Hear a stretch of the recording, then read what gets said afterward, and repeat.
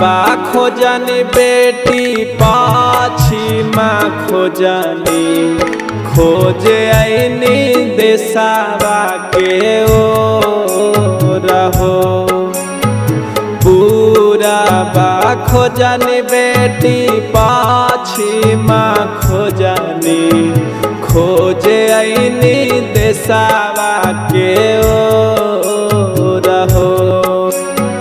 कतही ना मिलल बेटी पढ़ल दामदवा कहाँ पैबै पढ़ल दामाद हो कहाँ पैबै पढ़ल दामाद हो।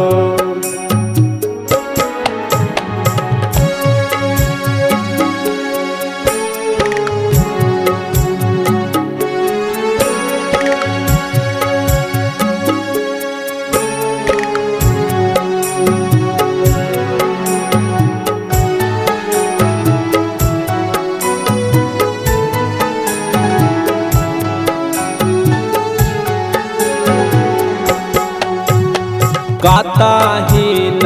मिलल बेटी चंदना चौकिया कहाँ पैबै चंदना चौकी हो कतही न मिलल बेटी चंदना चौकिया